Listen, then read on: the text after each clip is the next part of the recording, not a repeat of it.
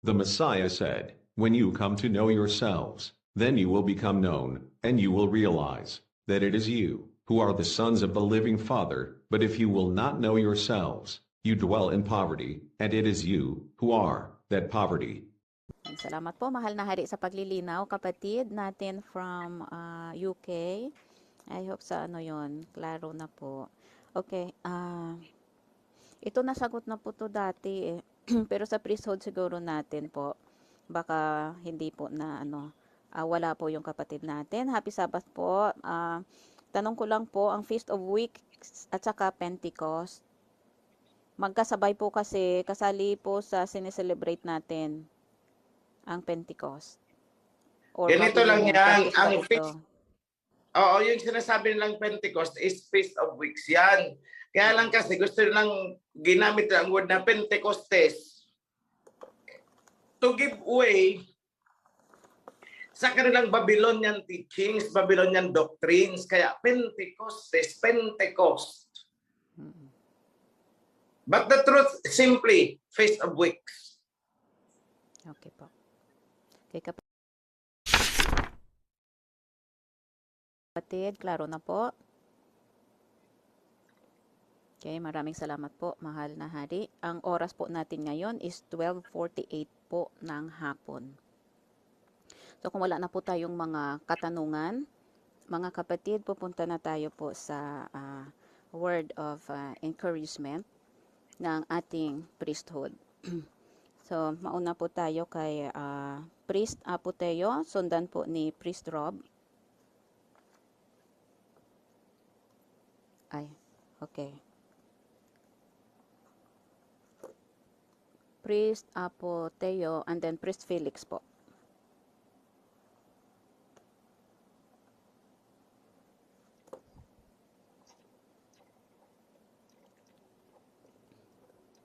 Priest Apoteo. Call next. Priest Felix.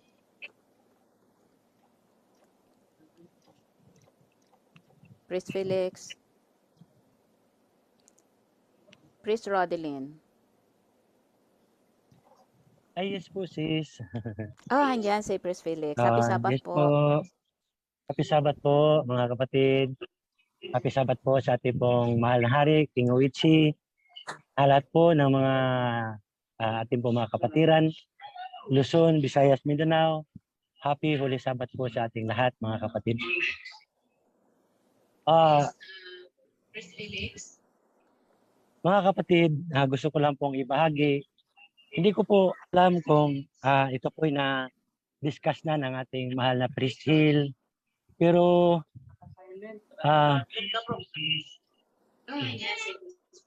ano po, gusto ko lang pong itong talakayin dahil sabi po dito sa James chapter 4. May feedback ka, bro. Yes po. Teka po muna. Aki pong ano.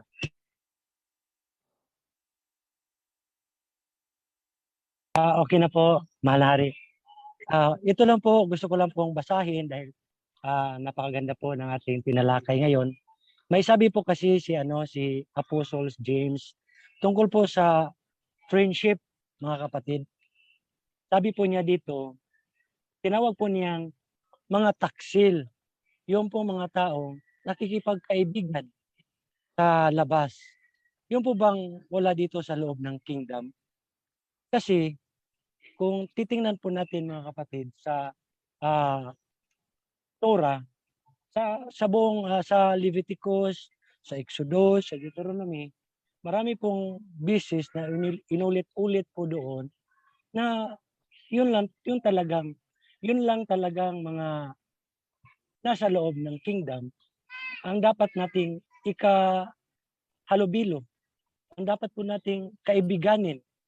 Dahil ayaw po ng Aba na yung mga kaibigan natin ay tagalabas. Yung hindi po ba kasali sa covenant? Hindi po kasi gusto ng ating Aba ng mga pinili niyang bayan ay makipagkaibigan sa labas. Hindi po siya gusto na yung mga mga pinili niya ay sumamba rin sa sinasamba ng mga taong nasa labas. Kaya sinabi po ni Apostle James, mga kapatid,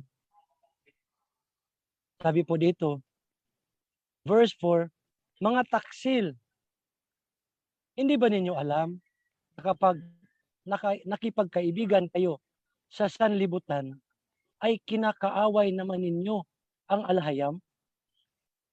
Ang sinumang nagnanais na maging kaibigan ng sanlibutan ay nagiging kaaway ng alhayam. Dahil po mga kapatid, kapag ang kaibigan mo ay Babylonian, sumasamba sa mga Diyos-Diyosan, baka balang araw, yun na rin ang gawin mo. Kung kaibigan mo kumakain ng mga ipinagbabawal sa atin, baka balang araw, yun na rin ang kakainin mo dahil kaibigan mo eh. Baka ganun na rin ang gagawin mo sa mga ginagawa nila. Yung mga bawal sa atin, hindi po bawal sa kanila. Yun po ang ibig sabihin. Kaya sinabi ni Apostle James na mga taksil. Yun po mga kapatid. Ibig sabihin na ang dapat nating kaibiganin ay ang nandito lang po sa loob ng kawan. Yun pong mga taong nakikita nyong mapagkumbaba, yung pong mga taong nakikita nyong talagang sumusunod sa righteousness, sumusunod sa covenant. Dahil kung titingnan po natin, hindi lahat na nandito po sa loob, mga kapatid, ay buong pusong sumusunod sa covenant.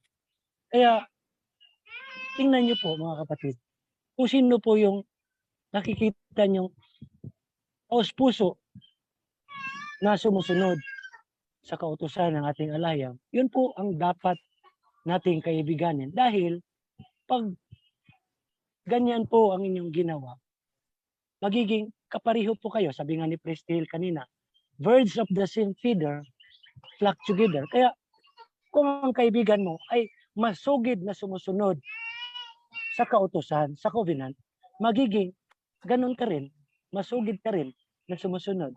Yun lang po mga kapatid. Mapagpalang hapon po sa ating lahat. Be blessed po. Shalom. Maraming Okay. salamat po, Priest Oo. Felix. Ganito yun. Thank you very much, Priest Felix, for bringing it up. Let me give a reinforcement. Ganito. Reality-based. Reality-based. Kung ikaw ay nagtatrabaho sa isang opisina, hindi maiiwasan na magkakaroon ka ng mga kaibigan sa loob ng kumpanyang pinagtatrabahuan mo. You cannot entirely detach yourself. Kasi kung bahagi ka ng work team. So, ngayon, lalagyan ko ng levels of relationship.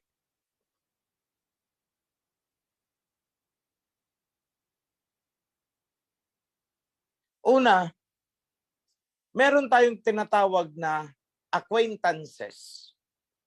Ibig sabihin, kakilala. Hi and hello ang relationship dyan. Hindi kayo close. Sakto lang. Civil na tinatawag nila. Civil lang. Civil ang relationship. Your acquaintance. You are not enemy, but you are not friends.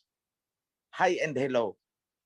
Kumbaga, kung kayo ay nasa loob ng isang kumpanya, ikaw ay nakaupo dito sa table, kaharap mo ay ang table niya. Hindi naman pwedeng wag ka nang makikipagtinginan sa kanya, nagtitigan kayo, bawi ka ng tingin ganon, nagbukha kang abnoy. So what I'm saying is, hindi ka mag-i-establish, yung sinasabi ni James, hindi ka dapat mag-establish ng relationship higit pa doon sa pagiging magkatrabaho. Kung may lakad siya, may mga social affairs yung ka-opisina mo na yun, Huwag ka nang sumama. Trabaho lang tayo. Walang personalan. Usap tayo sa oras ng trabaho. Pero yung kakaray-karayin mo ako sa labas ay hindi pwede. Ayoko. Yun ang sinasabi ni James. So kayo, dapat maging aware kayong lahat. Kung hanggang saan ang closeness na dapat nyong i-maintain sa mga taong nakapaligid sa'yo, sa trabaho o sa neighborhood ninyo dyan.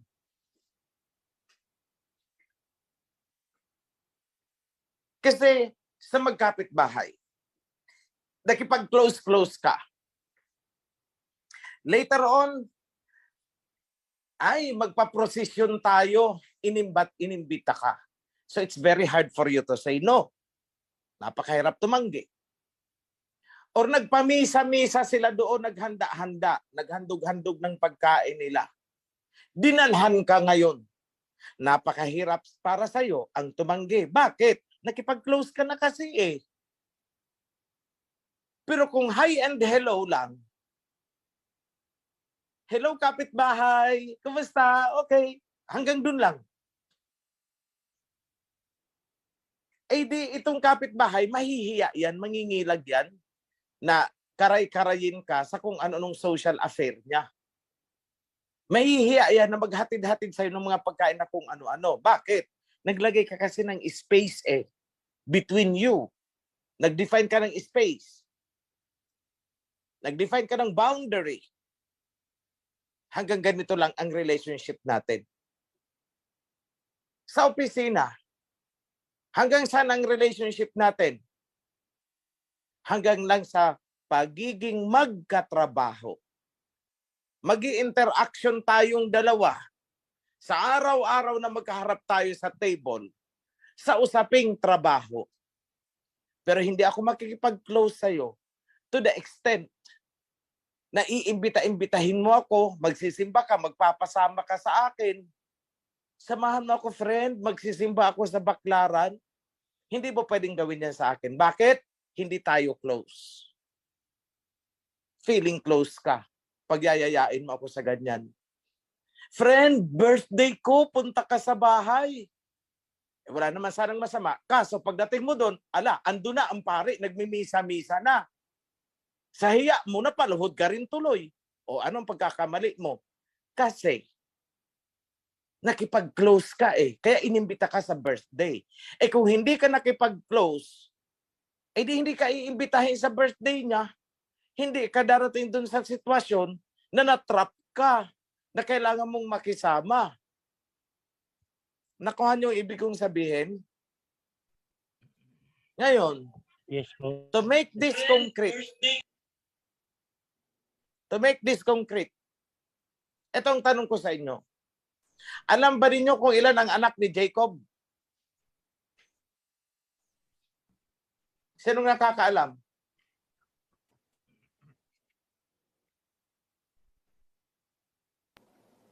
Priesthood. 13. Ilan ang anak ni Jacob? Yun. 13. 13. Bakit all throughout 12 na lang ang nababanggit? Kasi yung isang kapatid nilang babae, nag-iisang kapatid na babae ay na-defile. Si Dina, na-rape. Bakit? Kasi itong si Dina, nakipag-close doon sa mga dalaga, doon sa isang parang kingdom na dinaanan nila. Na-rape siya, na-defile siya. Kung hindi sana siya nakipagkaibigan-kaibigan doon, mapapahamak ba siya? Di ba hindi? That's the lesson. So always put a limitation sa inyong pakikitungo o pakikipagrelasyon sa katrabaho, kaklase, kapitbahay. There should be a limitation. Mararamdaman naman nila yan eh. Na ito okay naman ito, pero hindi mo itong friend natin, itong operian na ito, okay naman siya, walang problema sa trabaho, mabait naman, masipag naman, etc. etc. Pero wag ka nang umasang maimbita-imbita mo yan pag may mga lakad tayo ng tropa-tropa, hindi yan sasama. Yun, makakasanayan nila. So they would know na ikaw ay may limitasyon sa buhay. Nakuha niyo mga kapatid, yun ang ibig sabihin ni Priest Felix kung i-apply natin sa realidad ng buhay. I hope that makes sense. Yung clarification and reinforcement na binigay ko. Back to you, MC. Yada. Maraming salamat po, mahal na hari. Yada.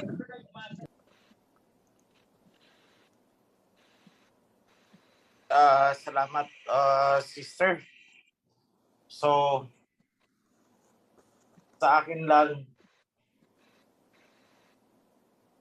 ito ay para doon sa may mga agam-agam pagdududa, takot.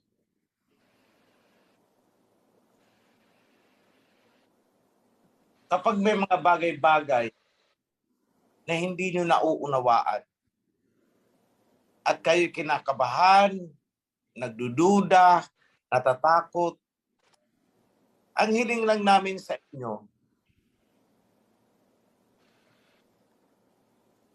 huwag ninyong ipagkalat yan. Kausapin nyo ang priest para kayo ay matulungan. Alam niyo ganito yan. Kapag kayo ay sumakay ng eroplano at ikaw ay walang tiwala sa piloto o sa eroplanong sinasakyan mo, huwag ka na lang sumakay. Remain on the ground. Huwag ka nang sumakay. Kung duda ka sa eroplano, duda ka sa piloto. Kasi, kung ikaw ay sasakay at bubulungan mo ang katabi mo, alam mo, ang piloto na yan, at ganito yan, baka ganito yan, baka ganito. At saka itong eroplano na sinasakyan natin, baka mamaya sira ang gulong nito eh. Lahat ng katatakutan sinasabi mo sa katabi mo, left and right. Alam mo kung saan ka pupulutin? Bilangguan.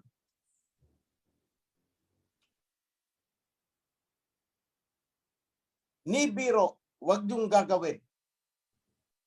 Kapag ikaw ay nasa eroplano, may bomba itong eroplano na to. Sige, make a bomb joke sa eroplano. Mabibilanggo ka talaga. Ganyan din po dito. Kapag ikaw ay nag-fear mongering at nagpanik ang kawan, siguro ko hindi lang tagpas ang gagawin ko sa iyo. Kasuhan talaga kita. You're trying to sabotage. Pananabotahe yan. Sinasabotahe mo ang buong organisasyon. And you can be legally liable for that. Kaya ingat din kayo. Paalala ko yan. Ignorance of the law excuses no one. Kagaya niyan, subukan mong magkalat ng chismis na hindi totoo. Ang BDO ganito, mababangkrap na yan, guguho na yan. At nagpanik ang mga depositors. Sabay-sabay nag-withdraw, kaya gumuho ang BDO. Akala mo ba wala kang pananagutan? May pananagutan ka. Biro man ang ginawa mo o ano, nag-vlog ka, nagkalat ka, nag-post ka sa Facebook ng ganyang impormasyon. At nasira yung institusyon, may pananagutan ka. Broin mo, ipakalat mo na ang BDO ganito, ang manager ng BDO, ang presidente ng BDO is ganito, ganito. Nag-withdrawhan tuloy ang mga depositors. Bumagsak ang BDO. Kasi gano'n naman yun eh. Kahit anong organisasyon, kapag ginanyan mo, pwedeng bumagsak yan.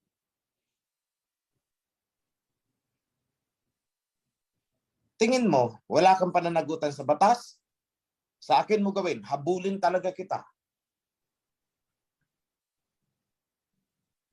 But I tell you, kayo may mga plano dyan, o kaya may mga ganyang pag-iisip, hindi po ninyo mapapabagsak ang foundation. That I tell you.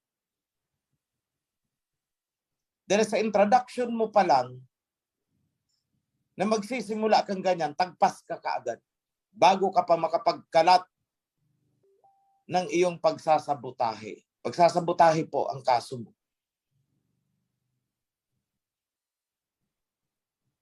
And you are sinning against the covenant. Nagkakasala ka sa kabuuan ng covenant.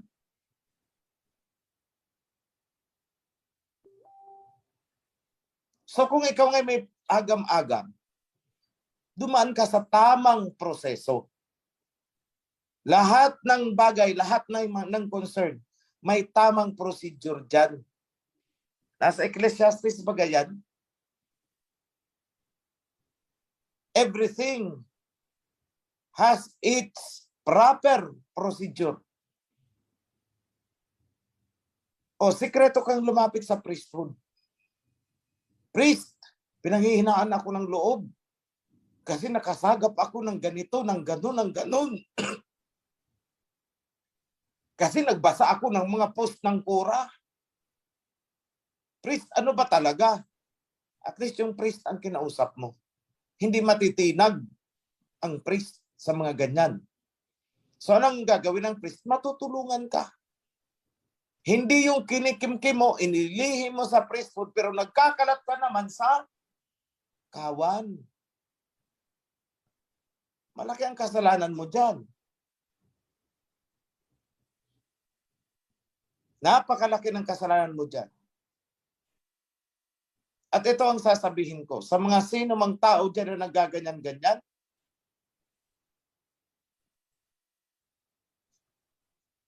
at mga naghahangad pang ako'y patalsikin, hindi nyo po ako mapapatalsik.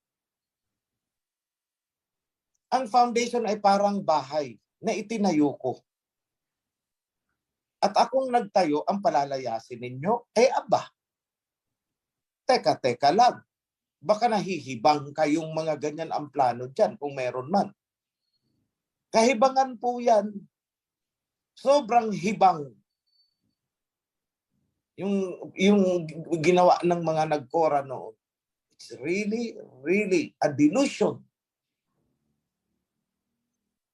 Palibhasa, hindi nila naintindihan ang legalities of the law. Hindi nila naintindihan ang corporate code. Hindi naintindihan yun.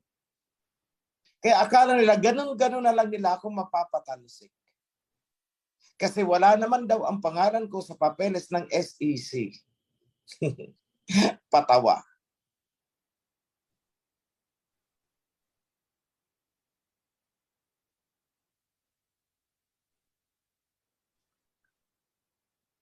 Alam ninyo, magtanong na lang kayo sa abogado. Baka sakaling ang abogadong mapagtanungan ay hindi ignorante at maipaliwanag sa iyo kung ano ako sa foundation at bakit pinakikinggan ng mga officers mula sa chairman, mula sa president pababa ang boses ko. Yan lang ang sabihin ninyo sa abogado. Ito si OHC, nagtayo ng foundation. Tapos, itong mga officers naman, sinusunod. Si OHC mula sa chairman, mula sa president, pababa, sinusunod si OHC. Wala naman si OHC ang pangalan doon sa papeles sa SEC. Bakit ganon?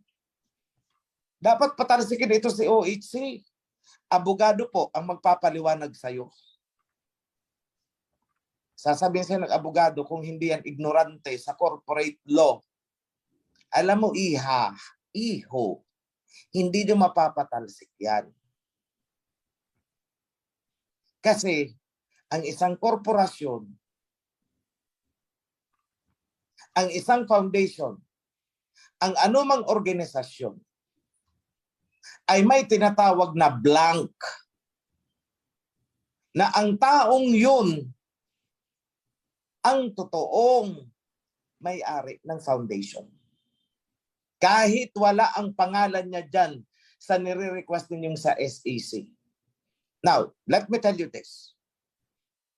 There are two types of records in SEC. One that is open to the public and one that is classified.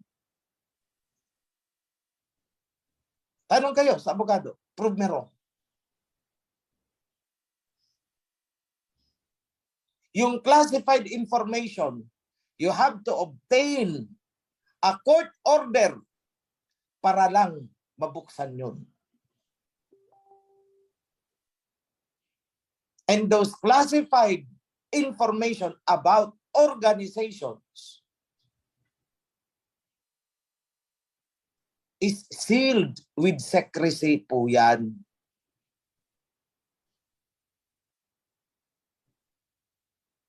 Ngayon, itong mga nagmamarunong na mga nagkora, kumuha ng files, ng records, ng foundation sa SEC. Wala dito, wala dito, wala dito si OHC. Palayasin, palayasin, palayasin, pabagsakin, pabagsakin si OHC. Bakit? Kasi gusto lang agawin ang foundation. That will never happen. 101% hindi yan mangyayari. Ask your lawyer, bakit hindi mangyayari yan? Kahit ang pangalan ko ay wala doon sa tinatawag ninyong public document. Your lawyer knows it. Alam ng lawyer mo yan. Bakit si OHC wala naman ang pangalan dito mula chairman, board of directors, etc. etc. Wala. Pero bakit kontrolado niya ang foundation? Your lawyer knows. Okay, yung mga nagtatanong dyan sa legality ko, legality ng foundation, legality ng Offering Heritage Conservatory, ask your lawyer. They know.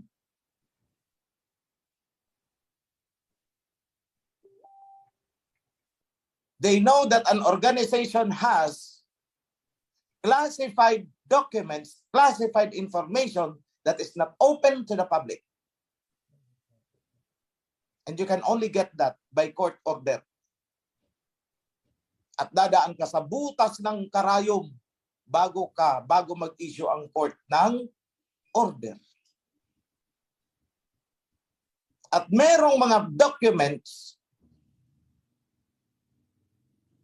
na so-called public document. That is the one that is open to the public.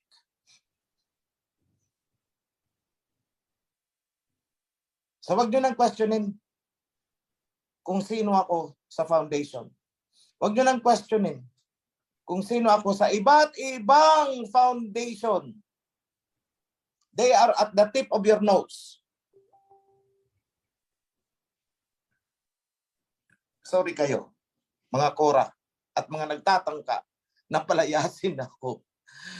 Ay, natatawa ako at naaawa sa inyo. You never knew me from the start. Hindi nyo talaga ako kilala. Makalkal nyo man ang pangalan ko, hindi nyo pa rin kilala ang pagkatao ko.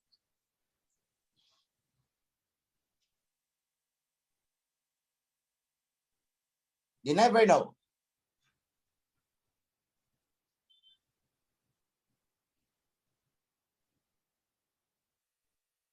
Everything is sealed with secrecy. Sorry.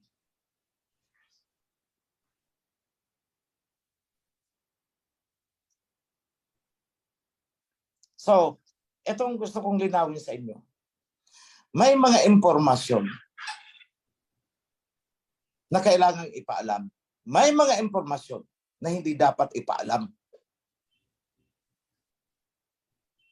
Biblical ba ang sinasabi ko?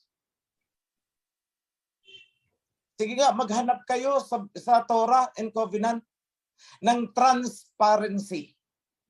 Sige nga, maghanap kayo. Hanapin nyo ang principle of transparency sa Torah and Covenant. Tingnan natin.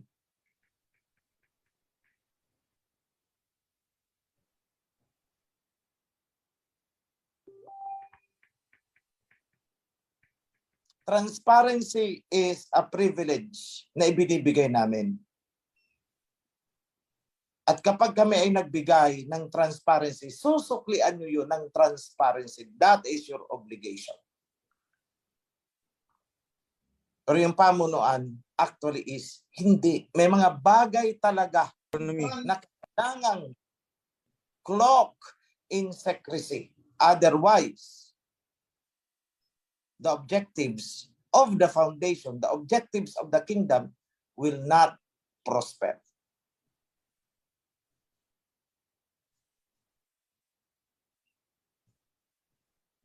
One thing I assure you, these are all legal. Why? Hindi naman makakapag-register sa SEC kung illegal. Dumadaan sa butas ng karayom yan eh. Everything is legal.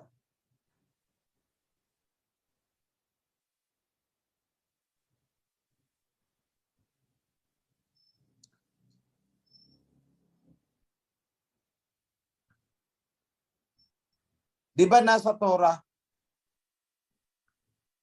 na may mga lihim na mananatiling lihim? Although sinabi naman sa kabilang part na walang lihim na hindi mabubunyag. Ayan ang hindi naintindihan ng karamihan.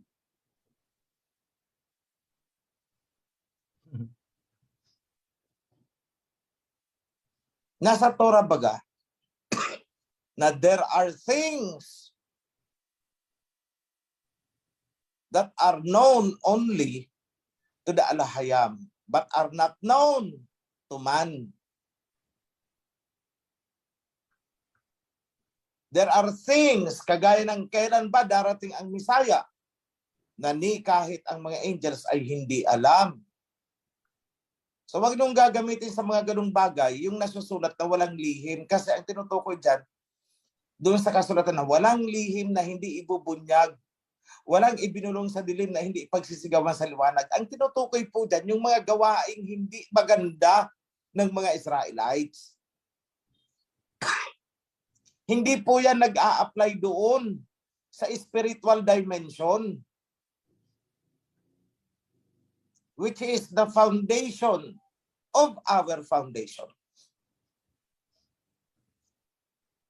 Kaya nga, si Daniel, anong sabi kay Daniel? Ilihim mo yan. Seal it. O di ba? O di may lihim. Eh wag niyong gagamitin kay Daniel yung sinabi doon sa sa gospel na walang lihim na hindi mabubunyag. Wag niyong gagamitin yan doon kay Daniel na sinabi ilihim mo yan, seal it with secrecy, wag mong ilalabas. Hindi po applicable. Dahil yung sinasabing walang lihim na mabubunyag, kaya natatawa ako. May mga taong nagsasabi na si OHC mabubunyag na, walang lihim na hindi. Idudugtong yung verse na yan. Hello! Ang verse po na yan ay patungkol lamang sa mga masasamang gawain. Hindi po yan nakapatungkol doon sa mga inilihim na mabubuting gawain na hindi pwedeng ilabas at hindi pwedeng ipangalandakan.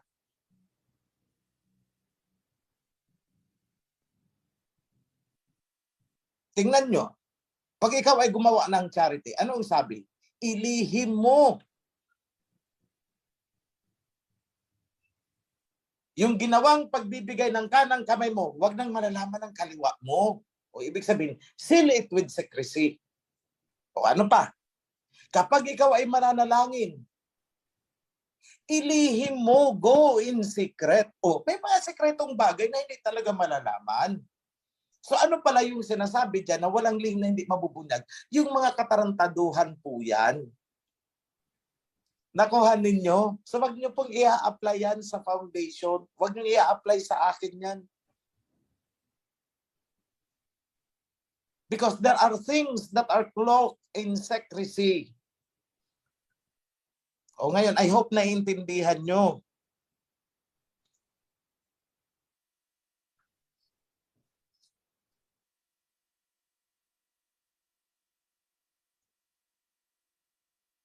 So sa akin lang, ang iba, kapag hindi lang nakalkal kung anong gusto nilang kalkalin sa akin, kapag hindi lang nakalkal ang gusto nilang kalkalin sa foundation, magkakalat na sila. Bakit? Kung hindi na makalkal dito sa atin, doon sila magkakalkal sa mga kora. Eh, ang nandun sa kora, puro mga propaganda, puro paninira. So, anong nangyari sa kanila? Nalalaglag. Nalalason ang isipan.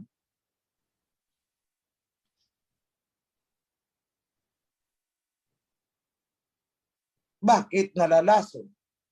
Kasi pinagbilinan ko na. Huwag kayong kakain ng mansanas mula sa kura. Ay kumain kayo eh. Hindi nalason kayo. You want knowledge? Saan kayo naghanap? Sa kura.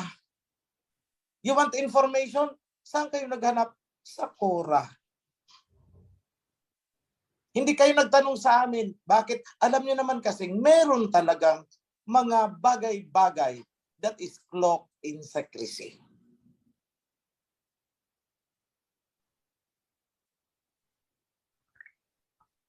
Pero alam niyo, wala namang kinalaman talaga itong mga ano na to sa compliance mo sa covenant. Malaman mo yan o hindi mo malaman, walang epekto doon kung talagang ikaw ay magkukomply sa covenant. Just comply with the covenant. Just obey the covenant laws. Alam mo man o hindi alam itong mga confidential na mga bagay, ano naman ang kinalaman niyan sa pagsunod mo sa covenant? Nothing.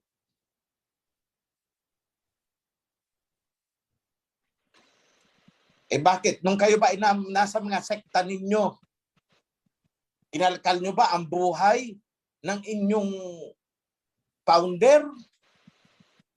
Bakit hindi nyo ginawa yan noon? Sa pinanggalingan nyo.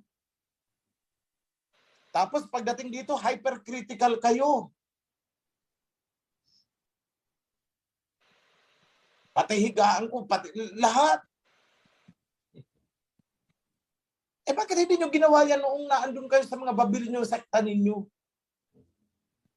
Bakit ngayon lang sa amin? See?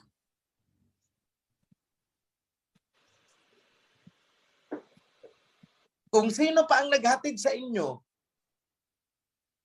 ng magandang balita, magandang katuruan, kung sino pa sa inyo ang nagbalik ng covenant, kung sino pa ang nag-revive ng priesthood, kung sino ang nagpakilala sa inyo sa Aba at sa Messiah King, siya pa yung pinagdududahan ninyo. Eh kung sa eroplano, wag kang sumakay, umalis ka na. Bakit ka pa sasakay? Duda ka pa pala sa piloto. Eh wala kang tiwala, wag kang sumakay. Get out. Oh, nakita nyo, dito lang po yan sa atin na ako mismo ang nagtataboy. Sa mga hindi karapat-dapat manatili sa loob, umalis kayo. Hindi ko kayo hahabulin. Hindi ko kayo pipigilan. The door is open.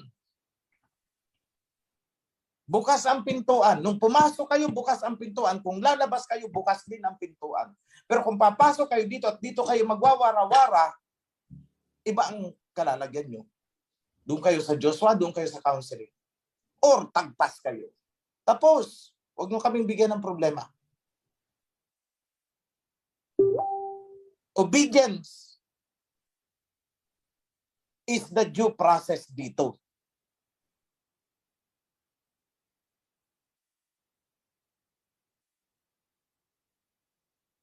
Obedience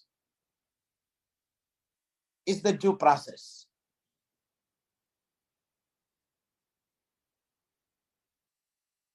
Huwag kayong maghahanap ng freedom dito.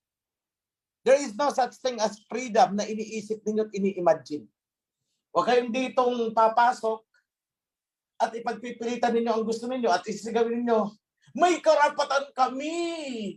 Democracy, democracy! Ay, lumabas ka! Gusto mo pala ng democracy? Lumabas ka sa covenant. Everything is free sa labas. Eh bakit may pagsisiksikan dito ang sarili mo sa loob? At dito ka magwawarawara ng demokrasi mo. May karapatan kami magsalita. Ay di lumabas ka. Doon ka magsalita. Huwag mo ipagpilitan yan dito. Gusto mo palang magsalita. Doon ka magsalita sa labas.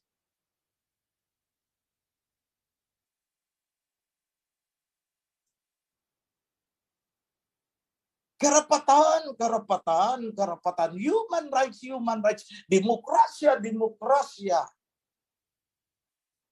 Kung ganyan ang gusto mo, huwag kang pumasok dito. Dahil walang ganyan dito. We are all bound to follow, including me.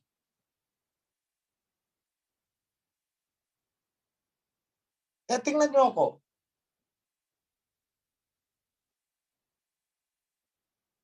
Mula May 15 yata, hanggang ngayon, hindi pa ako lumalabas ng kalsada. Why? Kasi kailangan kong mag-obey eh. Kailangan kong sumunod.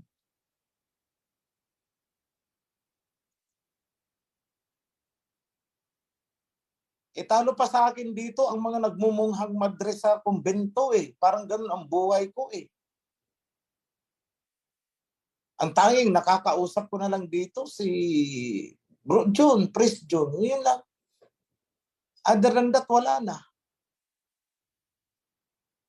Hindi ako pwedeng makipag-socialize. Hindi ako pwedeng mamasyal na hindi alam ng security. Nagrereklamo ako, no. Why?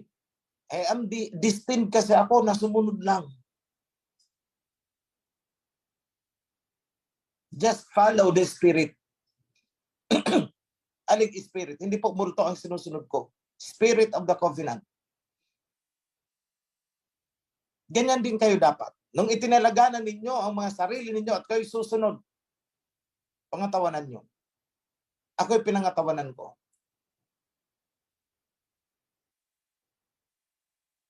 With that, wala tayong pag-uusapan na iringan.